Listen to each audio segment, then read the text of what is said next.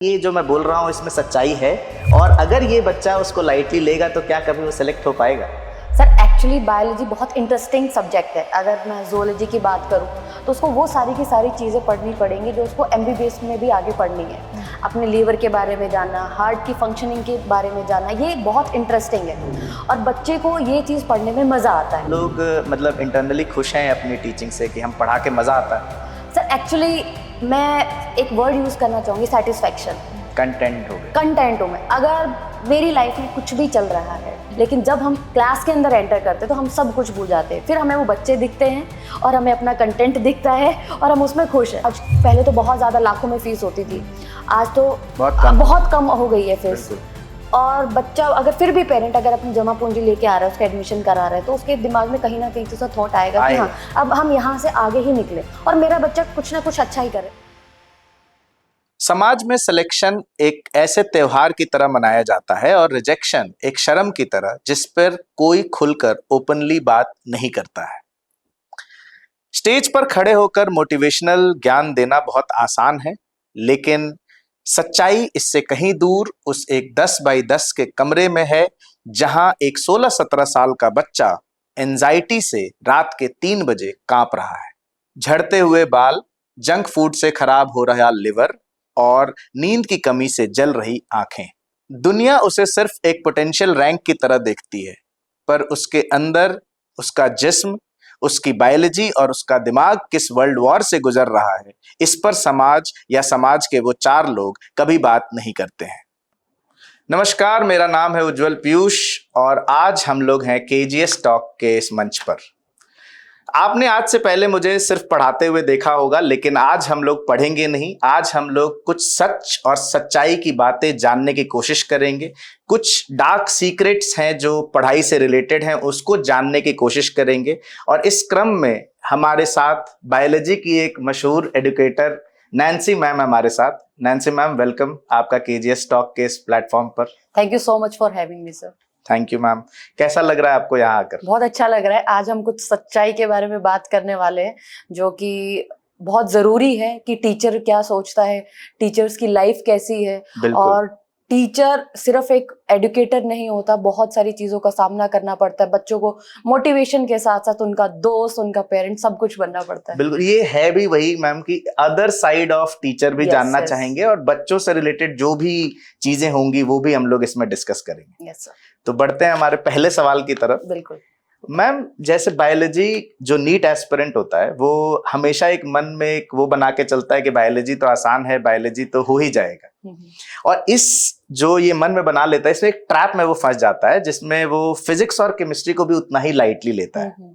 तो मेरा ये आपसे सवाल है कि क्या ये जो मैं बोल रहा हूँ इसमें सच्चाई है, और अगर ये बच्चा उसको लाइटली लेगा तो क्या कभी वो सिलेक्ट हो पाएगा? सर एक्चुअली बायोलॉजी बहुत इंटरेस्टिंग सब्जेक्ट है। अगर मैं ज़ूलॉजी की बात करूं तो उसको वो सारी की सारी चीजें पढ़नी पड़ेंगी जो उसको MBBS में भी आगे पढ़नी है। अपने लीवर के बारे में जानना, हार्ट की फंक्शनिंग के बारे में जानना, ये बहुत इंटरेस्टिंग है और बच्चे को ये चीज पढ़ने में मजा आता है। तो एक्चुअली वो बायोलॉजी को लाइटली नहीं लेता, उसको वो चीज़ इंटरेस्टिंग लगती है और बच्चे को कॉन्फिडेंस मिलता है कि वो ज़्यादा स्कोर कर पाता है। जैसे कि आप मैं फिजिक्स की बात करूँ, केमिस्ट्री की बात करूँ तो न्यूमेरिकल सब्जेक्ट्स हैं। बच्चा बायो जर्नल इसलिए लेता है क्योंकि उसका मैथ्स में इतना इंटरेस्ट नहीं लेता, क्योंकि 10th के बाद हमारा पार्टीशन होता है, 11th में आपको मेडिकल चाहिए या फिर नॉन मेडिकल चाहिए। तो मेरे ख्याल से वो लाइटली तो लेता है कि हाँ मुझे स्कोर करने में बड़ा मजा आ रहा है, मेरे बहुत अच्छे मार्क्स आ रहे हैं, उसमें वो अच्छा फील भी करता है, उसको कॉन्फिडेंस भी आता है और उसको मोटिवेशन भी आता है। तो एक्चुअली में होता क्या है, जब टीचर पढ़ा रहा होता है उसको बड़ा मजा आ रहा होता है और हमेशा वो बायो ही पढ़ता रहता है और फिजिक्स और केमिस्ट्री को वो इतना टाइम नहीं दे पाता। उसको लगता है कि हाँ मेरे तो क्वेश्चंस बन रहे हैं, मैं तो अच्छा स्कोर कर रहा हूँ। तो सर इस लूप में वो फंस जाता है और यहाँ पे नुकसान तो होता ही, नुकसान तो बहुत है क्योंकि एक्चुअली में अकेले बायोलॉजी से सिलेक्शन लेना बहुत मुश्किल है। हाँ, तीनों सब्जेक्ट आपको पकड़ होना चाहिए, कमांड होना चाहिए। डेफिनेटली तीनों, फिजिक्स, केमिस्ट्री, बायोलॉजी, तीनों ही इंपॉर्टेंट है। और एक्चुअली में फिजिक्स और केमिस्ट्री में ज्यादा टाइम देना चाहिए बच्चे को, क्योंकि बायो वो कर लेता है। बायो अगर वो अपने किसी दोस्त से भी डिस्कस करेगा तो उसको भी मजा आएगा, चलो ठीक है आप इस टॉपिक के बारे में बताओ, आप इस टॉपिक के बारे में बताओ। तो मेरे ख्याल से मेडिकल स्टूडेंट के लिए जो इस मतलब एग्जाम के लिए तैयार कर रहा है, उसको फिजिक्स और केमिस्ट्री उतनी ज्यादा इंपॉर्टेंट देनी चाहिए जितनी उसको बायो को देनी चाहिए। बिल्कुल मैम बायोलॉजी में बहुत सारे वियर्ड कह लीजिए फैक्ट्स होते हैं। जी, जैसे मैं तो खैर जेई बैकग्राउंड का हूँ, हाँ हाँ लेकिन इंजीनियरिंग बैकग्राउंड का हूँ, लेकिन सुनते हैं जैसे इतने साल हो गए पढ़ाते हुए, तो अपने दोस्त हैं जैसे आप लोगों से भी डिस्कस हो जाता है। तो मैं चाहता हूँ कि आप कोई एक ऐसा वियर्ड फैक्ट बताओ जिससे जो मैंने कभी पहले नहीं सुना हो या बच्चों ने कभी पहले नहीं सुना हो, ऐसा सुन करके ह्यूमन बॉडी का जिससे उनके होश उड़ जाए। सब बहुत सारे हैं, एक नहीं। तो जैसे फॉर एग्जांपल कॉकरोच के अंदर हमारे अंदर 4 चेम्बर हार्ट आता है, कॉकरोच के अंदर 13 चेम्बर हार्ट है। अच्छा। हाँ, हमारे फेस के अंदर 14 हड्डियां हैं, हमारी टंग के अंदर 8 मसल्स हैं। तो बहुत सारे फैक्ट्स है सर ऐसे ऐसे। कॉकरोच में 14 हार्ट्स हैं? Sir 13 chamber heart. छोटा सा है और इतने चेम्बर हार्ट है उसके पास। सही है। तो मैम एक चीज यहाँ कॉकरोच से मेरे को एक चीज याद है, फनी है थोड़ा सा। जैसे भगवान ने सोच समझ के ये इकोसिस्टम बनाया होगा, है ना, मानते हो आप?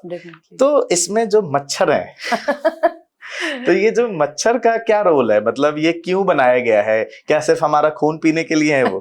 सर एक्चुअली पूरा का पूरा जो इकोसिस्टम है, हर एक जो इंडिविजुअल, हर एक ऑर्गेनिज्म उतना इंपॉर्टेंट है। जैसे बहुत सारी ऐसी स्पीशीज है जो कि एक्सटिंक्ट हो चुकी हैं, बहुत सारी ऐसी स्पीशीज है जो एंडेंजर्ड है। तो हमारा जो मतलब ministry of forest and climate change है, ये पौधों को भी बचाता है, ठीक है। हमारी जो एक रेड लिस्ट एक मतलब लिस्टिंग करती है कि कौन कौन सी स्पीशीज एंडेंजर्ड है। क्योंकि जैसे अगर आप जो सपोज करो कि स्नेक नहीं है, सांप नहीं है, तो सर ईगल का जो फूड है वो खत्म हो जाएगा। तो हर एक ये जो फूड चेन कनेक्टेड है हमारे इकोसिस्टम के अंदर। तो अगर एक अगर एक खत्म, सर मस्किटो भी किसी ना किसी का खाना होगा। ऐसा नहीं है कि वो हमारे पे फीड करके हमें बीमार कर रहा है। अच्छा, वो फूड चेन है सर पूरी की पूरी, जिसकी वजह से ये तो बस पूरी दुनिया चल रही है, ये पूरी की पूरी दुनिया चल रही है। पूछ लेता हूँ। ठीक है मैम, इससे चलिए, ये तो ऐसे छोटी छोटी बातें होती रहेंगी। आगे बढ़ते हैं मैम कि नैन्सी से नैन्सी मैम बनने तक का सफर कैसा रहा और क्या रहा, एक बार थोड़ा बच्चों को आप बताएं। सर एक्चुअली नैन्सी से नैन्सी मैम बनने का जो सफर है वो सिर्फ एक टाइटल नहीं है कि एक टाइटल ऐड हो गया। उसके अंदर सर बहुत ज्यादा हमने मेहनत करी है। जब हम एक बार 11th-12th में तो हम बहुत ज्यादा पढ़ते हैं, 12th के बाद हमारा एक नया फेज शुरू हो जाता है जिसको हम कॉलेज लाइफ बोलते हैं। और उस कॉलेज लाइफ के अंदर पढ़ाई बहुत अलग होती है। और उसके बाद ग्रेजुएशन करना, पोस्ट ग्रेजुएशन करना, उसका सिलेबस अलग होता है। उसके बाद दोबारा से ये जर्नी शुरू करना कि आपको एक बच्चे को एक मेडिकल कॉलेज तक पहुंचाना है। हमने जो पढ़ाई करी है वो बहुत ज्यादा हाई लेवल की करी है। बच्चे को अभी उतनी नीड नहीं है, बच्चे को सिर्फ अभी सिलेक्शन करवाना है। तो सर उतनी माइन्यूटली से पढ़ना, दोबारा से एनसीईआरटी को पढ़ना और हर टाइम पढ़ना। हम बहुत सारी क्लासेस लेते हैं, एक क्लासेस में आप कोई टॉपिक एक तरीके से पढ़ाओगे तो दोबारा भी अगर उसी टॉपिक से पढ़ाओगे तो आप बोर हो जाओगे। और अगर आप बोर हो रहे हो और फिर पढ़ा रहे हो तो सर उतना मजा नहीं है। तो हर एक टॉपिक, जब भी आप नई क्लास लेते हो, उस टॉपिक को किस तरीके से आपको पढ़ाना है, उसके अंदर बहुत ज्यादा मेहनत छिपी हुई होती है। तो पहले हम पढ़ते थे, आज हम उस स्टेज पर पहुंच गए जहां पर स्टूडेंट्स हमसे क्वेश्चन पूछते हैं। तो डेफिनेटली इंटरेस्टिंग है। और जैसे कि आपको पता है कि मेडिकल एज अ मेडिकोस पढ़ाई कंटिन्यूटी चलती रहती है, वो कभी खत्म नहीं होती। जैसे आपने पहले एमबीबीएस करा, उसके बाद दोबारा से आप इंटर्नशिप करते हो, एमडी करते हो, एमएस करते हो, it's a life long journey. Teacher भी सर कुछ ऐसा ही है टीचर भी हमेशा पढ़ता ही रहता है और सर मुझे पढ़ने में मजा आता है और इसलिए मैंने ये फील्ड चूज करी। कि तो शुरू से मतलब आपका मन था कि टीचर ही बनना है या फिर कोई हादसा हुआ? नहीं सर, एक्चुअली में हुआ क्या कि मैं बड़ी बहन हूँ, मेरा एक छोटा भाई है। अच्छा। तो मैं थोड़ा पर्सनल जा रही हूँ। तो मुझे अपने भाई को बहुत पढ़ाया है मैंने। तो पढ़ाने की जो मतलब एक कला होती है वो बिल्ट हो गई थी बचपन से ही। और मजा आता था क्योंकि 9th और 10th में मैं होती थी और मेरा भाई होता था 4th क्लास में, 3rd क्लास में। तो मुझे उसको पढ़ाना है और वो चीज मेरे को इतनी आसान करके पढ़ानी है कि उसको वो चीज समझ में आ जाए।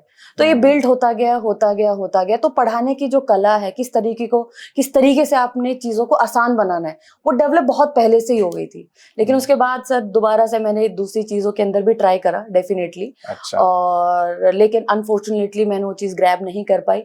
लेकिन फिर भी मैंने साइड बाय साइड अपनी रिसर्च जारी रखी और उसके बाद मैं इस फील्ड में आई। तो खुश हो आप पढ़ाने से? मतलब एक वैसा सवाल पूछता है, एज अ टीचर हम लोग काफी टाइम हो गया पढ़ाते हुए, तो एक होता है कि क्या हम लोग मतलब इंटरनली खुश हैं अपनी टीचिंग से कि हम पढ़ा के मजा आता है? सर एक्चुअली मैं एक वर्ड यूज करना चाहूंगी, सेटिस्फेक्शन। कंटेंट हो गए, कंटेंट हूं मैं। अगर मेरी लाइफ में कुछ भी चल रहा है, when I entered in the class मुझे कुछ भी याद नहीं रहता। एग्जैक्टली यही बात सर हमारी लाइफ में बहुत कुछ चीजें चल रही होती है सर। बिल्कुल सर बैकग्राउंड के पीछे हमारे भी बहुत कुछ नॉइज है, लेकिन जब हम क्लास के अंदर एंटर करते हैं तो हम सब कुछ भूल जाते हैं। फिर हमें वो बच्चे दिखते हैं और हमें अपना कंटेंट दिखता है और हम उसमें खुश हैं। तो सर मुझे वो सेटिस्फेक्शन, मेरे लिए सर टीचिंग एक मेडिटेशन है। अच्छा, बहुत बड़ी बात है। मेरे साथ भी यही था कि जैसे होता है ना कि पीछे आपकी, क्योंकि हर टीचर का भी अपना एक पर्सनल लाइफ है। आप जो हमें देखते हैं, बच्चे जो हमें देखते हैं, वो कैमरे के सामने वाले इंसान को देखते हो जो हम दिखाना चाहते हैं आपको। हमारे पर्दे के पीछे भी बहुत हसल चल रही होती है। तो ये जो आपने कहा, ये मैं भी फील करता हूँ कि चाहे आप कितने भी परेशान हैं, कितने भी दुखी हैं, लेकिन एक बार जब कैमरा आपके सामने आ जाता है या आप बच्चों के बीच चले जाते हैं तो आप वो सब बैक साइड सीट ले लेता है और फिर आप पढ़ाने में मजा। सब बच्चे बैठे होते हैं तो उनका चेहरा देख के अपने आप खुश हो जाते हो, सब कुछ भूल जाते हो। बच्चों से मेरे को एक सवाल याद आता है कि पूरा इंडिया जानता है कि जो बायोलॉजी है, इंडिया के पूरे वर्ल्ड के हिसाब से बात कर लें, उसमें एक चैप्टर है रिप्रोडक्शन। yes. है ना? तो मैं, क्योंकि मेरे बहुत सारे मेल फ्रेंड है जो बायो पढ़ाते हैं, तो उनसे भी कभी कभी डिस्कशन हो जाता है कि यार इसमें बच्चे बड़ा हूटिंग वूटिंग करते हैं।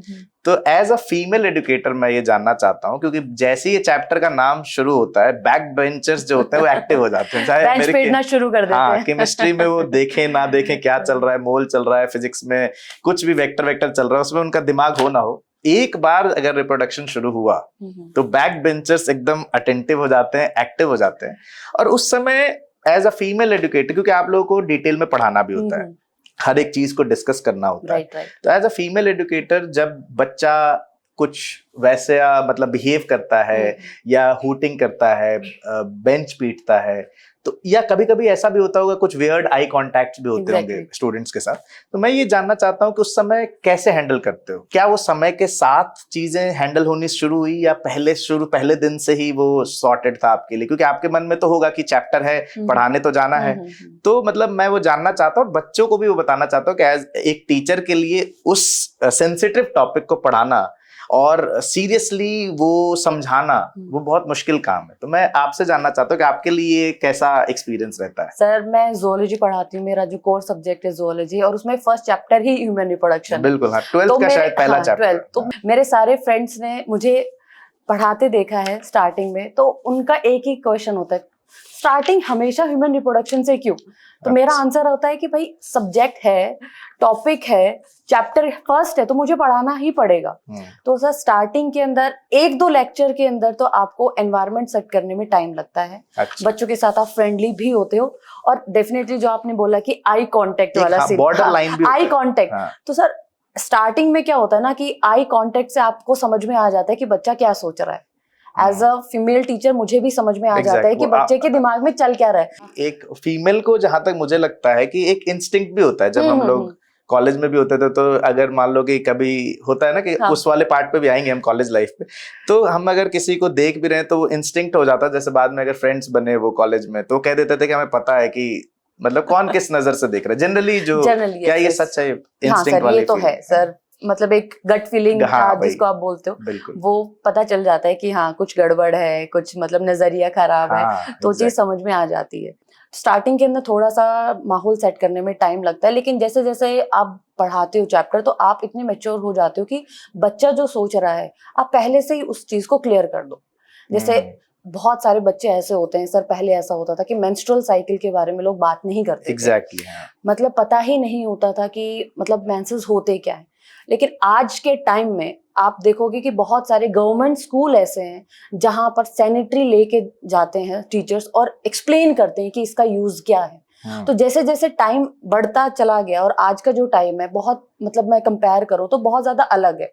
तो जब हम क्लास लेते हैं तो हम उनको फनी वे में भी समझाते हैं कि तुम्हारे दिमाग में ये चीजें आ रही होंगी, लेकिन एक टाइम के बाद वो चीजें समझ जाते हैं, क्योंकि जब वो डॉक्टर बनेगा तो उसको तो सब कुछ सर समझ में आना ही चाहिए, इसको तो पता होना चाहिए। और हम भी ये कहते हैं कि देखो मुझे तो बताना पड़ेगा, क्योंकि मेरा काम है सर पढ़ाना, मुझे तो बच्चों को पढ़ाने के साथ साथ अवेयर भी कराना है। तो मेंस्ट्रुअल बहुत सारे इंपॉर्टेंट टॉपिक्स हैं, बहुत सारे मिथ्स हैं, तो बच्चे की टूटनी जरूरी है। और एक सोचने की ये बात है कि ये चैप्टर क्यों है सिलेबस के अंदर, है ना। रिप्रोडक्टिव हेल्थ, ह्यूमन रिप्रोडक्शन एक इंपॉर्टेंट चैप्टर है, और चैप्टर अगर आपकी बुक के अंदर है तो उसका कोई मीनिंग होगा।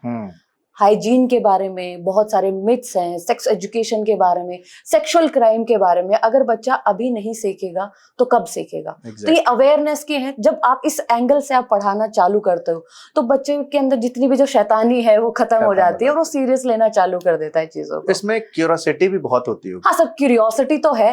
और मुझे लगता है कि अगर क्यूरियोसिटी पहले खत्म नहीं की तो बच्चा फिर ऐसा है कि अपनी क्यूरियोसिटी को खत्म करने के लिए दोस्त से हेल्प लेगा, और उस दोस्त को भी नहीं पता होता चीजें, उसको गलत नॉलेज लेने से बेटर है कि आप डायरेक्ट ही बता दो। और sir that is a part of life, क्योंकि पूरी की पूरी दुनिया ही इसी से चलती है, तो चीजें हमें समझानी पड़ती हैं। और हम एक टाइम के बाद बच्चों को मतलब आराम से समझा के क्लियर कर देते हैं, तो बच्चे को भी मजा आता है कि चलो ठीक है, अब हमारा एक्चुअली में ह्यूमन जो रिप्रोडक्शन है, ह्यूमन एनाटॉमी है, ये सारी की सारी चीजें शुरू हो गई हैं।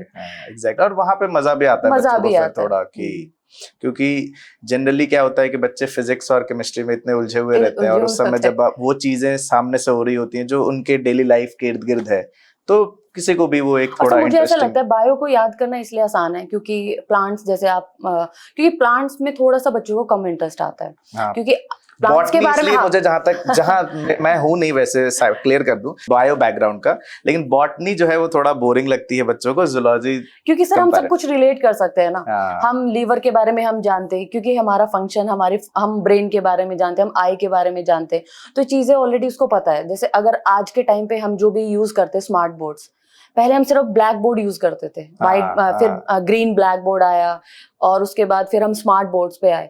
तो स्मार्ट बोर्ड पे जब हम चीजें पढ़ाते तो हम 3D व्यू पढ़ाते हैं, एवोल्यूशन पढ़ाते हैं। हाँ, एवोल्यूशन हुआ और एवोल्यूशन पढ़ाते भी है।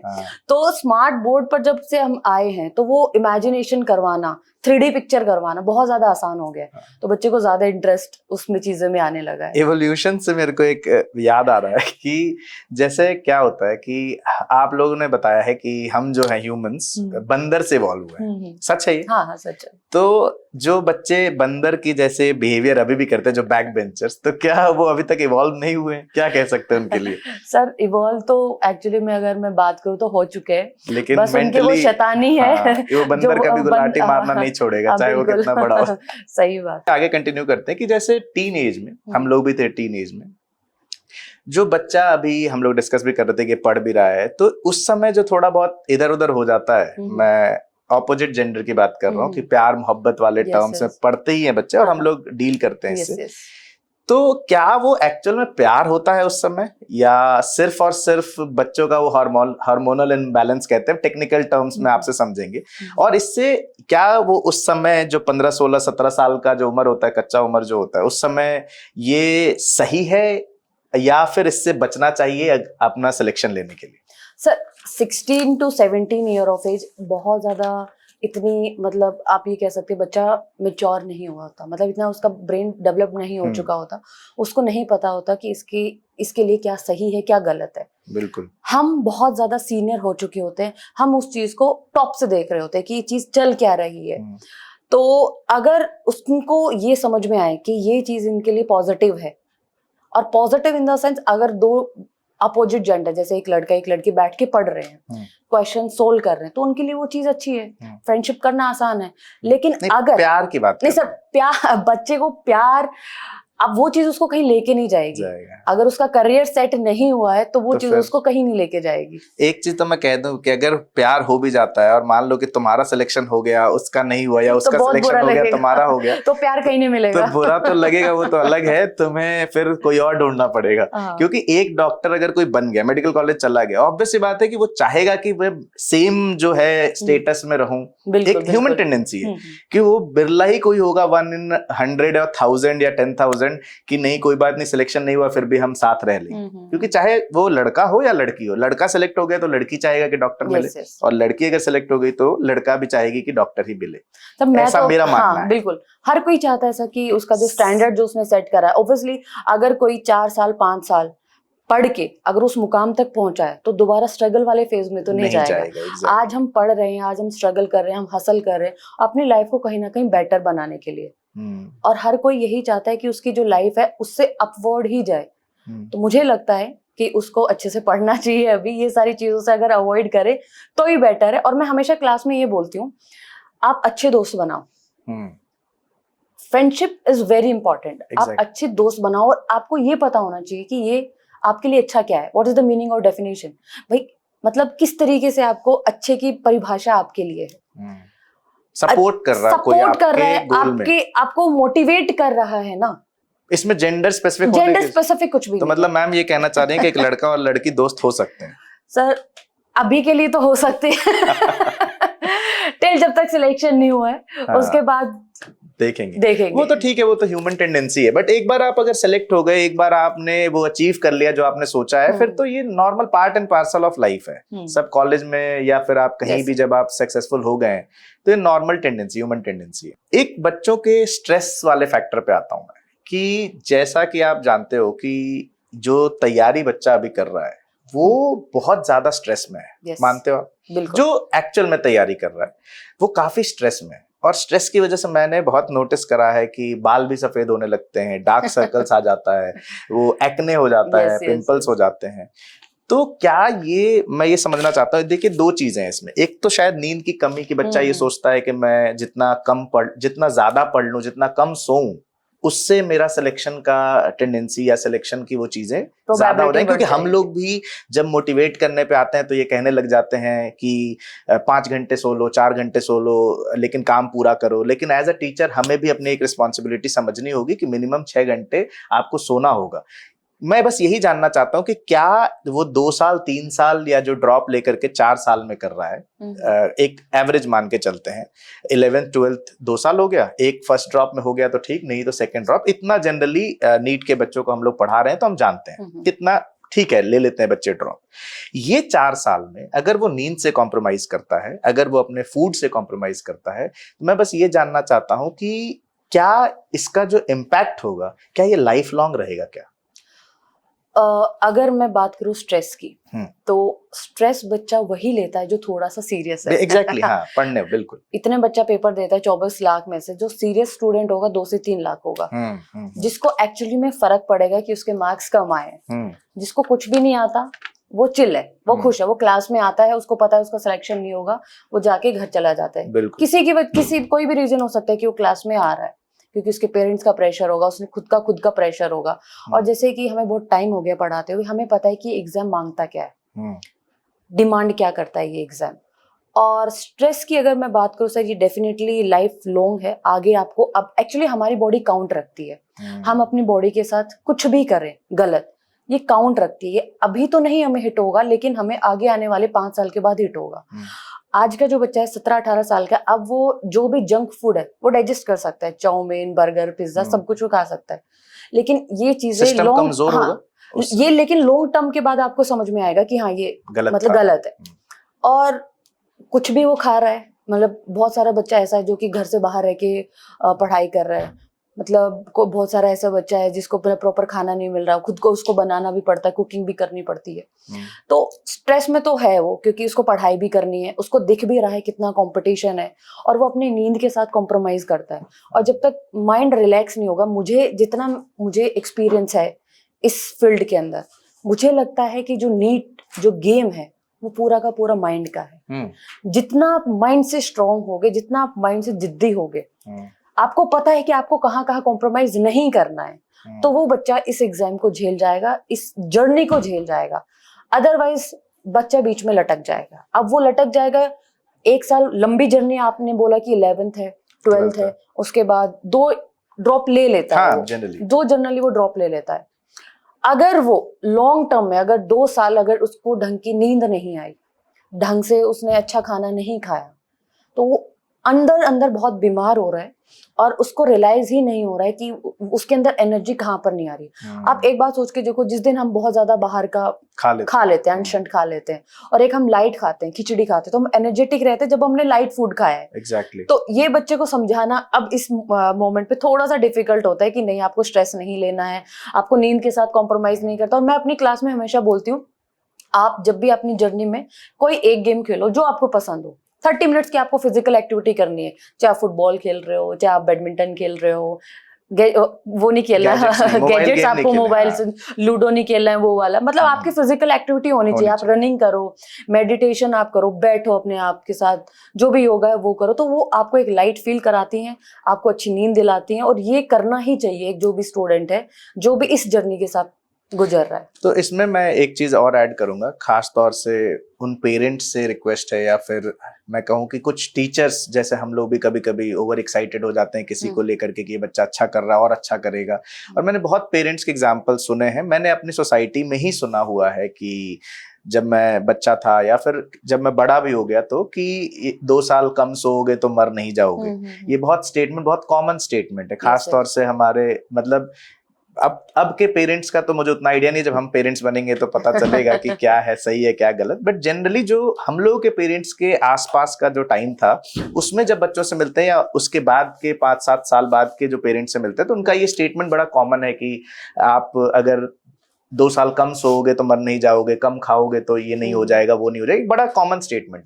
बट ये मैं बार बार कह रहा हूँ, मैम ने भी कहा कि ये लाइफ लॉन्ग आपको तंग करेगा। आपको अभी वो फील नहीं होगा क्योंकि आप यंग हैं, लेकिन बाद में जरूर फील होगा। तो मैं यही कहूंगा कि नींद पूरी लीजिए, एटलीस्ट 6 आवर्स तो सोना चाहिए। 6 आवर्स सफिशिएंट है। और आप अगर हाफ एन आवर की फिजिकल एक्टिविटी कर रहे हो, 30 to 40 मिनट्स अगर आप रनिंग कर रहे हो या फिर कोई भी गेम खेल रहे हो, तो वो आपकी बॉडी को फिट रखेगी। और अगर आप फिट रहोगे तो डेफिनेटली आप अच्छे से कर भी पाओगे, चीजों को याद भी कर पाओगे। तो देखिए, 2 चीजें हैं कि एक तो नींद पूरी करिए और दूसरा है कि फिजिकल एक्टिविटी जरूर करिए।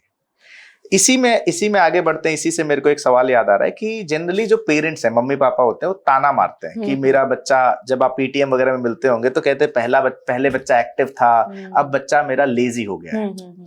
अब मेरा सवाल है कि बच्चा लेजी हो गया है या फिर जो उसका टाइम टेबल है या उसका जो रूटीन है, जैसे कुछ नहीं मिला तो 2 समोसे खा लिए, जंक खा लिया, कम सोया, जो लाइफस्टाइल उसने चेंज किया, क्या इसकी वजह से, एज अ बायोलॉजी एजुकेटर मैं आपसे जानना चाहता हूं कि क्या इसकी वजह से बच्चा लेजी हुआ है, या फिर मतलब जो पेरेंट्स का परसेप्शन होता है कि बच्चा नहीं पढ़ रहा है, बच्चा ज्यादा सो रहा है, कि पेरेंट्स तो ये सोच रहे हैं, पेरेंट्स को नहीं पता है कि आपका लाइफस्टाइल क्या है, आप जब पीजी में रह रहे हैं, आप जब बाहर रह रहे हैं तो आपका लाइफस्टाइल क्या है, आप कितने स्ट्रेस में रहते हो, कैसे आपको भाग करके कोचिंग करना होता है, कुछ भी मिला वो खा लेना होता है, और ये सब की वजह से भी लेजीनेस आता है। हम लोगों ने देखा है कि जब आप बाहर का ज्यादा खाते हैं या इधर उधर, तो एक आपने भी कहा था लाइट खाते हैं तो एक्टिव रहते हैं, तो बच्चा अनजाने में लेजी हो रहा है, बट पेरेंट्स ये सोच रहे हैं कि बच्चा पढ़ नहीं रहा है।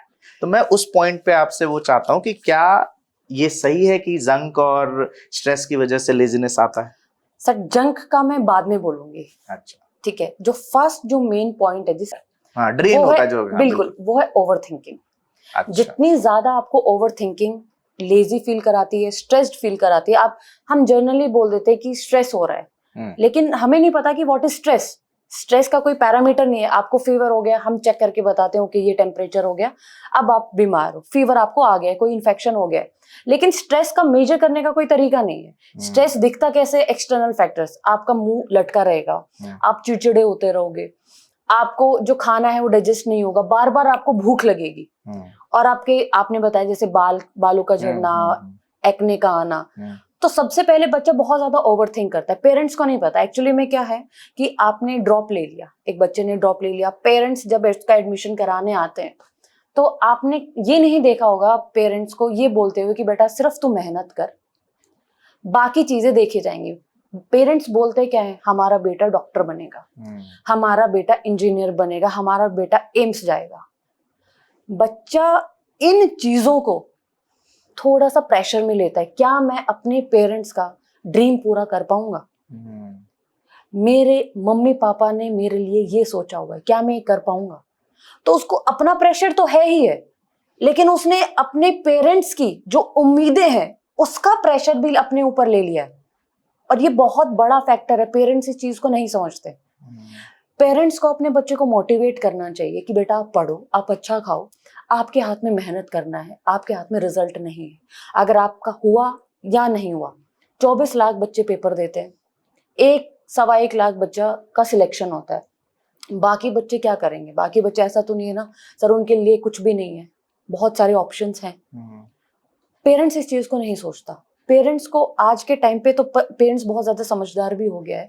जो आज से मैं 7-8 साल पहले की बात करूं तो पेरेंट्स की जो उम्मीदें का जो प्रेशर है बच्चा बहुत लेता था, और इसकी वजह से उसको ओवरथिंकिंग होती थी, इसकी वजह से उसको स्ट्रेस होता था। और जब आप स्ट्रेस में होते हो तो आप बहुत ज्यादा ओवर ईट करते हो, कुछ भी खा लेते हो, क्योंकि आपको लगता है कि भूख लगी है, क्योंकि आपकी बॉडी अगर काम कर रही है रैपिडली, अगर आपका दिमाग चल रहा है, आपको नींद नहीं आएगी। आपके दिमाग में भी हमेशा क्या रहेगा, ओहो मेरा तो ये टॉपिक रह गया, ओहो मेरा ये टॉपिक रह गया। इसलिए मैं क्लास में हमेशा ये बोलती हूँ कि जब आप कुछ और एक्टिविटी भी कर रहे हो, अगर आप पढ़ नहीं रहे हो तो उस टाइम पे पढ़ाई के बारे में मत सोचो, और अगर आप पढ़ाई कर रहे हो तो फिर किसी और चीज के बारे में मत सोचो। अपना दिमाग डुअल थॉट के अंदर मत लेके जाओ। ये हम लोग वैसे कहना आसान होता है, कहना आसान है, लेकिन ये प्रैक्टिस की बात है। तो इसके लिए क्या करना चाहिए बच्चों? सब प्रैक्टिस इसीलिए कि अगर आप अपना एक नॉर्मल टाइम टेबल बना लो, एक मतलब दिन मतलब खत्म हो गया पूरा, रात में सोने से पहले टाइम टेबल मैंने जेन्युइनली ऐसा बनाया जो कि मैं पूरा कर सकती हूँ। फॉर एग्जाम्पल मेरे 6 घंटे कोचिंग में जाते हैं, और मैं कम से कम 6 से 7 घंटे मैं सेल्फ स्टडी करना चाहती हूँ। करनी भी जरूरी है, ऐसे कॉम्पिटिटिव एग्जाम ही नहीं निकलेगा। 6 to 7 आवर की सेल्फ स्टडी अगर तो चाहिए ही चाहिए। अगर आप किसी भी कोचिंग इंस्टीट्यूट में पढ़ाई कर रहे हो, अपने 6 से 7 घंटे पढ़ाई करी, आपको पहले से पता चल गया, दिन शुरू होने से पहले अपने आपको टारगेट के बारे में पता चल गया। अब उस 6 घंटे को आप कितने भी स्लॉट में तोड़ो, आपकी मर्जी। आप उसको 1.5 घंटे के स्लॉट में डिवाइड करो, ठीक है। 2 घंटे तो मेरे ख्याल से ज्यादा हो जाता है, इतनी अच्छी सीटिंग भी नहीं होती। मैटर करता है quality study over quantity study. Smart study matter करती है। तो आपने जैसे 1.25 घंटे का या फिर 50 मिनट का आपने स्लॉट बनाया, 10 मिनट आपने इधर उधर घूम के आए, आपके भाई बहन उसको थप्पड़ चाटू मार दिया वहां आप बिजी हो गए। तो इस तरीके से स्लॉट आपने तोड़ दिया, और 6 घंटे आपने पढ़ाई खत्म कर ली। या फिर जैसे सपोज आपने दिन ढलने से पहले 10 बजने से पहले आपने 4 घंटे की पढ़ाई कर ली। अब आपको ये पता है कि आज का मेरा टारगेट पूरा हो गया, अब मेरे पास 2 घंटे हैं। अब उस 2 घंटे में 10 से 12 स्लॉट में कभी भी निकाल सकता हूँ। अब बीच के अंदर आपको जितना भी टाइम है, आप घूमने जाओ, आप वॉकिंग पे जाओ, आप साइकिलिंग करने चले जाओ। तो इस तरीके से अगर हम अपना जो दिन है पहले से ही मैनेज कर ले, तो मेरे ख्याल से जो स्ट्रेस वाली चीजें बहुत हद तक कम हो सकती है। जो सोचा है वो अगर पूरा कर लें, क्योंकि ऐसा होता है ना सर, हमने टाइम टेबल बना लिया, हमने बना लिया 14 घंटे का टाइम टेबल। आपके जैसे ही आपने बना रहा है, आपका दिमाग बोल रहा है तुमसे तो नहीं हो पाएगा। हमारा जो दिमाग की जो टेंडेंसी, आप सोच के देखना सर, हमेशा इजी जगह पे जाएगी, कभी भी टफ चूज नहीं करेगी। अगर 2 घंटे की ट्रैकिंग आपको बोल दो और आपको बोले 2 घंटे ही सोना है, बहुत सारे बच्चे बोलेंगे कि मेरे को तो सोना है। कोई नहीं जाएगा साइकिलिंग करने, कोई नहीं जाएगा एक्सरसाइज करने, कोई नहीं सोल्व करेगा फिजिक्स। तो आपका दिमाग ऑलरेडी प्रिपेयर्ड है कि मुझे आसान चीजें करनी है। तो जैसे ही अब आपको उसको थोड़ा सा ट्रिगर करोगे, तो वो नेगेटिव लूप में बोलेगा अरे नहीं कर पाएगा, छोड़, आज टाइम टेबल पूरा नहीं हुआ तो क्या हुआ, कल कर लेना, कल नहीं तो परसों। बहुत सारे बच्चे रोज टाइम टेबल बनाते फाड़ते, टाइम टेबल बनाते फाड़ते। रियलिस्टिक टाइम टेबल बनाओ, ठीक है। पहले से ही आप अपने दिन की शुरुआत होने से पहले आपको ये पता चल रहा है कि भाई मेरे को 5 से 6 स्टडी करनी है। हर एक स्टूडेंट को अपना कैलिबर पता है, 5 से 6 घंटे एक ऑनेस्ट है कि भाई इतना कर लो, सफिशिएंट है। अब उससे ऊपर आप जितना बढ़ाओगे प्लस पॉइंट ही है। अपनी नींद के साथ कॉम्प्रोमाइज नहीं करना है, अच्छा खाना है, लाइट खाना है। अगर आपकी आदत है रात में पढ़ने की, तो आप उस दिन रात में आप हल्का डिनर करो। ऐसा नहीं कि आपने बहुत ज्यादा हैवी खा लिया तो आप पढ़ नहीं पाओगे। और जितना ज्यादा आप लाइट डिनर रखोगे, उतनी ज्यादा आपको नींद की क्वालिटी अच्छी आएगी। और अगर आपकी नींद की क्वालिटी सर, हम सोते इसलिए कि हमारी बॉडी हील करे, रिपेयर हो जाए, हील हो जाए। अगर आपको अच्छी नींद आई तो अगले दिन आपका ऑटोमेटिकली अच्छा जाएगा। तो कुल मिला के बात यह है कि आपको मन का स्लेव नहीं बनना है ना। आप अपने मन के अनुसार अगर चलोगे, जो ऐसा मन कह रहा है, तो फिर कहीं नहीं पहुंच पाओगे। अगर मन आपके हिसाब से चलेगा तो जरूर सेलेक्ट होगे, ऐसा मुझे लगता है। यस। एक और चीज, अभी ये क्योंकि ये सेगमेंट अभी खत्म हो रहा था तो मेरे मन में आ रहा था कि क्या, जैसे अभी हम पेरेंट्स की बात कर रहे थे कि शायद समझते हैं नहीं समझते हैं, तो कहीं ऐसा लगता है ये जो प्रेशर, पीयर प्रेशर जो पेरेंट्स बच्चों पे देते हैं, कहीं ऐसा तो नहीं होता है कि जो सपना पेरेंट्स अपने लिए नहीं देख पाए या जो पूरा नहीं कर पाए, वो सपना अपने बच्चों के थ्रू जीना चाहते हो? सर ये तो किस हद तक ये आपको लगता है? क्योंकि मुझे कभी कभी, मतलब ये नहीं कहूंगा कि सारे पेरेंट्स ऐसा सोचते हैं, बट मैं लगभग अगर 55-60% जो पीटीएम, क्योंकि इतने साल से हम लोग पढ़ा रहे हैं और मिलते हैं, तो जो परसेप्शन मुझे मिला है वो कहीं ना कहीं ये लगता है कि जो सपना उन्होंने देखा या उन्हें लगा कि शायद ये मुझे करना चाहिए, वो अपने बच्चों के थ्रू करने की कोशिश करते हैं।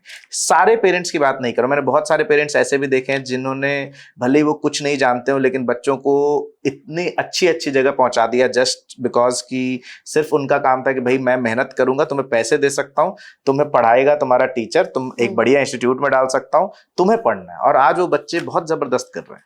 बट कुछ पेरेंट्स हैं ऐसा, मुझे लगता है। आप कितने सहमत हैं इस बात से? सर अगर मैं अपने पेरेंट्स की बात करूं तो मैंने बहुत कॉम्पिटिटिव एग्जाम दिए हैं। तो मेरा कहीं और इंटरेस्ट था, मैंने बहुत कॉम्पिटिटिव एग्जाम दिए, मैं फेल भी हुई। मैंने लकीली अपने मम्मा से, क्योंकि मेरे पापा आर्मी में रहे तो हमेशा घर से बाहर ही रहे, तो जो भी घर के बच्चों का रेख देख वो मम्मा ने ही किया। तो मम्मी ने कभी मुझे ये नहीं बोला कि तेरा क्यों नहीं हुआ। उनकी हमेशा से एक ही स्टेटमेंट थी, पढ़ाई कभी खराब नहीं जाती, पढ़ाई आपको कहीं ना कहीं काम आ ही जाएगी। तो अगर मैं बात करूँ, बहुत सारे ऐसे पेरेंट्स हैं जिनकी अगर फाइनेंशियल कंडीशन कमजोर है और अगर वो एक धाड़ी मजदूर करने वाला अगर मतलब अगर अपने बच्चे का एडमिशन करा रहा है तो उसके मन में आना एक स्वाभाविक सी बात है कि वो चाहता है कि हमारे घर की कंडीशन ये बच्चा सुधार दे। ये आना एक और उसने मेहनत करके अपनी पूरी जमा पूंजी लगा रखी है। और सर जितनी भी जो फीस है, आज पहले तो बहुत ज्यादा लाखों में फीस होती थी, आज तो बहुत कम हो गई है फीस। और बच्चा अगर फिर भी पेरेंट अगर अपनी जमा पूंजी लेके आ रहा है, उसका एडमिशन करा रहा है, तो उसके दिमाग में कहीं ना कहीं तो थॉट आएगा कि हाँ अब हम यहाँ से आगे ही निकले और मेरा बच्चा कुछ ना कुछ अच्छा ही कर रहा है। और हर एक पेरेंट ये चाहता है कि उसका बच्चा जो वो कर रहा है उससे तो बेटर ही बने, एक अच्छा इंसान बने। तो कहीं ना कहीं ये उम्मीद वाली जो फैक्टर है वो आ जाता है। लेकिन मुझे ऐसा लगता है कि पेरेंट्स को अपनी जो उम्मीदें का जो प्रेशर है बच्चों के ऊपर नहीं डालना चाहिए। इस फील्ड के अंदर एक्चुअली में बहुत ज्यादा प्रेशर वैसे भी होता है, इतने सारे स्टूडेंट्स हैं, उसको भी खुद लग रहा होता है कि मेरी क्लास खचाखच भरी हुई है, मेरी जो रैंक है अभी 200 चली गई है, 300 चली गई है और अभी तो मैं सिर्फ 1000 बच्चों के अंदर ही कॉम्पीट कर रहा हूँ। तो उसके अंदर खुद का प्रेशर है। लेकिन पेरेंट्स अगर अपने बच्चे को जितना ज्यादा मोटिवेट करेंगे कि बेटा आपके हाथ में पढ़ाई करना है, रिजल्ट के बारे में मत सोचो, जहां पर आपने रिजल्ट के बारे में सोचना चालू कर दिया तो वहीं पर बच्चा फंस जाता है, वहीं पर स्ट्रेस आना चालू हो जाता है। ये बात तो है बिल्कुल। पेरेंट्स के पर्सपेक्टिव को हमने बताया कि भैया आपको ज्यादा स्ट्रेस नहीं देना है। बट एक चीज और भी निकल करके आती है, हर सिक्के का दो पहलू होता है कि एक बाप ही होता है जो चाहता है कि मेरा बेटा मेरे से बेहतर करे। जैसे आपने कहा ना कि मैं घर जो घर के हालात है उसको सही कौन करेगा, तो उस पर यह है कि एक बाप ही होता है जो चाहता है कि मेरा बेटा, वो खुश होता है। मतलब दुनिया में मुझे नहीं लगता कि अपने पेरेंट्स को छोड़ दें तो कोई और हो जो आपके अचीवमेंट से खुश होगा।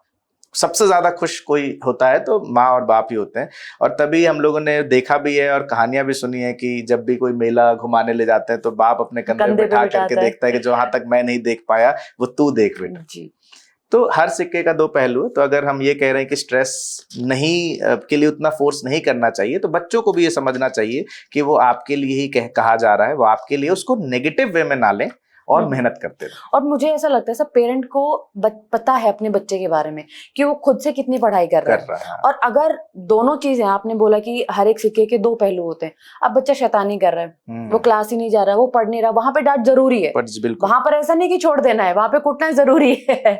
लेकिन अगर आपका बच्चा खुद ही टेंशन ले रहा है, खुद ही पढ़ रहा है, आपको पता है आपके बच्चे का नेचर क्या है, तो उसके अकॉर्डिंग ट्रीट करना है। ऐसा नहीं है कि क्लास में नहीं जा रहा और आप कुछ भी नहीं कह रहे।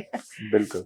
तो मैम मैं अगले फेज पे चलता हूँ अपने उसके, जिसमें कुछ मिथ बस्टर्स होंगे और कुछ रैपिड फायर होगा। ये थोड़ा सा एक ऐसा लाइट सा सेगमेंट है इस पॉडकास्ट का। इसमें आपको बताना है जो मैं पूछूंगा कि क्या ये मिथ है या फिर फैक्ट है, और दूसरा कुछ रैपिड फायर जिसमें आप 1 वर्ड या 1 लाइन में बताएंगे।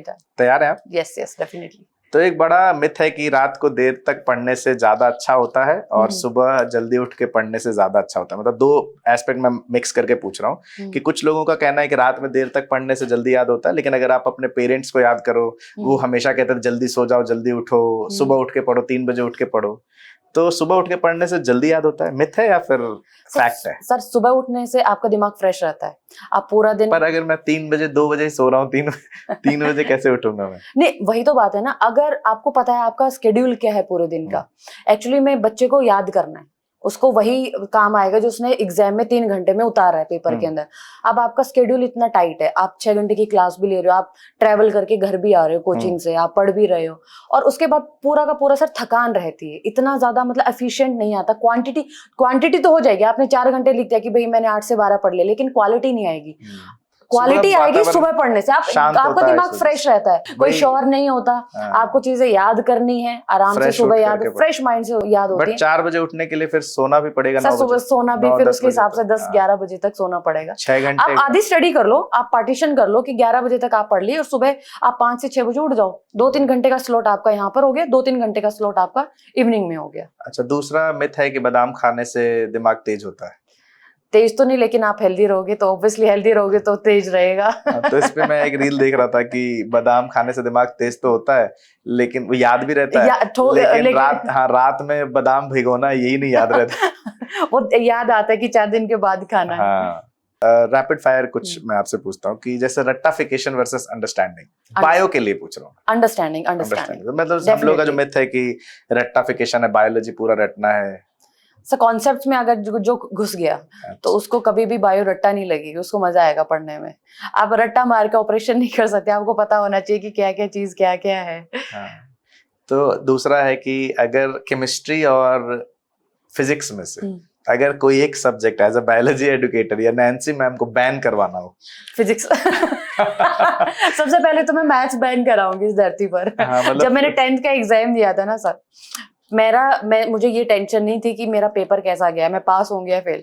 मुझे इतना दिमाग में था इस सब्जेक्ट को मैं दोबारा कभी हाथ नहीं लगाऊंगी। अच्छा, तो ये वाला आंसर मुझे लगता है कि सारे बायो वाले स्टूडेंट्स का ये हो गया, फिजिक्स बैन कर दो। फिजिक्स बैन कर दो, पेपर सिर्फ केमिस्ट्री और बायो से आना चाहिए। मतलब केमिस्ट्री फिर भी बायोलॉजी पसंद है, फिर ठीक है, चलो मैम ये अच्छा है, सुन करके अच्छा लगा। दूसरी ये बात है, एक चीज और है कि अगर नैन्सी मैम नहीं होती तो क्या होती? सर अगर मैं नैन्सी मैम नहीं होती तो मैं क्या तो आर्मी में होती। अच्छा, आपको आर्मी का शौक है? हाँ, एक्चुअली में हुआ क्या, मैंने लाइफ आर्मी में जाने का, सॉरी आर्मी का तो क्या ही शौक होता है। एक्चुअली मैंने लाइफ ऐसी देखी, मेरे जो दादाजी हैं वो मतलब आर्मी में थे, मेरे पापा आर्मी रिटायर्ड है, और मतलब मेरा पूरा का पूरा जो, जैसे मेरे मौसा जी एयरफोर्स में है, नेवी में मेरे ताऊजी, मतलब मैंने पूरा का पूरा जो एनवायरनमेंट है यही देखा है। तो अगर मैं नहीं टीचिंग कर रही होती तो मैं उस सेगमेंट में होती, लेकिन हाँ मुझे लगता है वहां पर भी देश की सेवा हो रही होती, और यहाँ पर भी मैं बच्चों को पढ़ा के उनको डॉक्टर बना रही हूँ, तो सिर्फ यूनिफॉर्म अलग है लेकिन काम वही है। बिल्कुल। ये वाला राउंड भी हमारा खत्म हुआ। एक इसमें बहुत ही एक इंटरेस्टिंग राउंड है, इसमें एक इंटरेस्टिंग आ गया सेगमेंट है कि आपके पास मैम एक ना पेपर रखा हुआ है, उसको आपने पलटना है, उसमें एक क्वेश्चन लिखा हुआ है, उसको, ये पहली बार है कि ऐसा कुछ हम लोग कर रहे हैं, और उसको आपको क्वेश्चन को कैमरे में देख के बोलना है और फिर उसका आंसर देना है, और बिल्कुल अनफिल्टर्ड होना चाहिए, रॉ होना चाहिए। ठीक है, ओके। तो क्वेश्चन है, एक सच्चे एडुकेटर होने के नाते क्या आपको कभी गिल्ट फील होता है जब आप देखते हो कि लाखों बच्चे रेस में दौड़ रहे हैं, जबकि आप जानते हो 95% का सिलेक्शन नेचुरली नहीं हो सकता? तो ये बहुत टफ और इमोशनल क्वेश्चन है। ये सेगमेंट भी हाँ, यही है, ये इमोशनल क्वेश्चन है, क्योंकि जब हम क्लास के अंदर एंटर करते हैं, खचाखच क्लास भरी होती है, आप जब 1 महीना पढ़ाते हो आपको आइडिया लग जाता है कि कौन सा स्टूडेंट कितना पढ़ रहा है, कितना वो ऑनेस्ट है, और हाँ डेफिनेटली आपका जो काम है कि आप बच्चे को मोटिवेट कर सकते हो कि बेटा ये चीज गलत है, ऐसे सिलेक्शन नहीं होगा।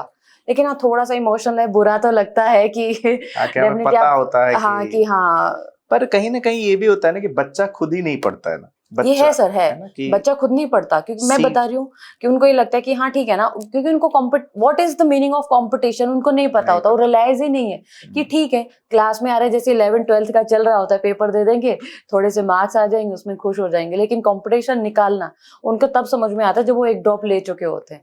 और एज अ एडुकेटर हम बहुत ज्यादा ट्राई करते हैं कि बेटा आप गलत ठोकर खाने से पहले ही सीख लो कि आप गलत रास्ते पे जा रहे हो। सही बात।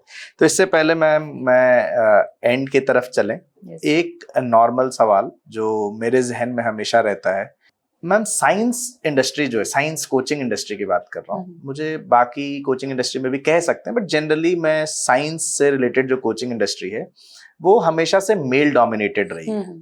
तो एज अ फीमेल एडुकेटर आपको अपने आप को प्रूव करना या आप जिस अथॉरिटी पे आप हो वहां तक आना, ये क्या मुश्किल था, ये मुश्किल सफर था, या मैं समझ रहा हूँ कहना क्या चाह रहा हूँ कि क्या मतलब मेल डोमिनेंस की वजह से कुछ दिक्कतें आई इस जगह तक पहुंचने के लिए या इस फील्ड में आने के लिए?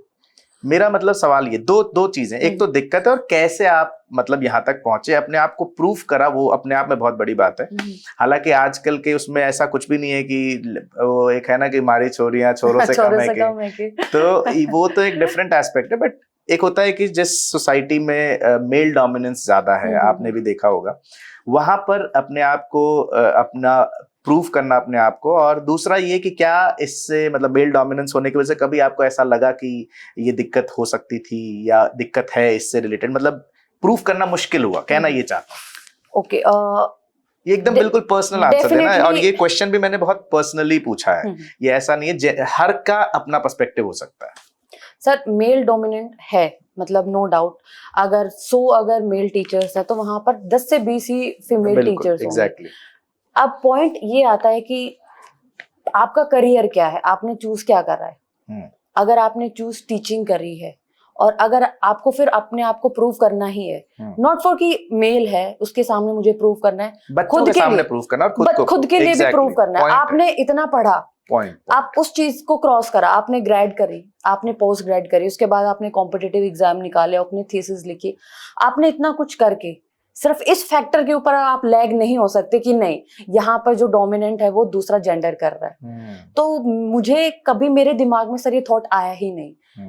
एक्चुअली जिस घर से मैं बड़ी हुई, जो मेरी परवरिश है, जो मेरी अपब्रिंगिंग है, उसमें ये चीज मेरे को कभी देखने को ही नहीं मिली और ये थॉट मेरे दिमाग में कभी आया ही नहीं कि यहाँ पर मतलब जो रेशियो है वो डिफरेंट है।